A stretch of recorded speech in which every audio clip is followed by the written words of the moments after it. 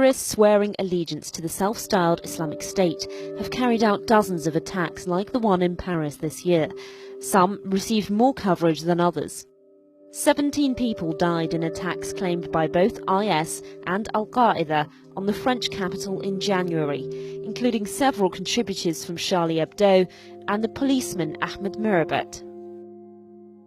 2 people died in February's Copenhagen shootings. And a majority of victims in June's Tunisia atrocity were British, although there's been no IS attack on British soil. The downing of a plane over the Sinai Desert was particularly deadly. All 224 passengers died on board, the majority of whom were Russian.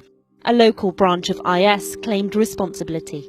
In America, a married couple shot 14 people dead in San Bernardino, California. One of the killers, Tashfeen Malik, apparently swore allegiance to IS in a Facebook post. But the majority of people killed by ISIS in surprise attacks on civilian targets this year were Muslims in the Middle East.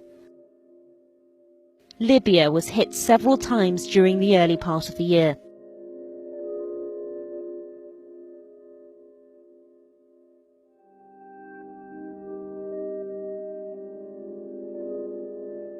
Tunisia's National Museum was targeted earlier in the year,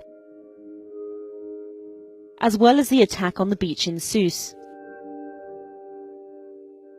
Yemen has been hit by a series of suicide bombings, one in March, more deadly than the attacks on Paris.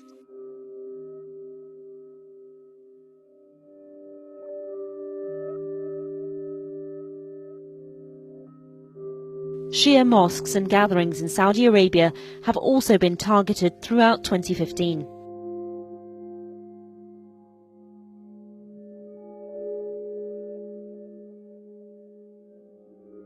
A mosque of the same denomination was hit in Kuwait in June, as part of a series of coordinated attacks to mark the beginning of Ramadan. It's not just civilians within ISIS territory in Iraq that suffer. One bombing in July killed the same number of people as the recent Paris attacks. A few days later, a predominantly Kurdish town in Turkey was also hit by blasts. Neighbouring Lebanon lost 43 lives in the week of the Paris attacks when it was hit by a suicide bomber. Worst affected of all, of course, are Syrians, who suffered countless deaths at the hands of the so-called Islamic State.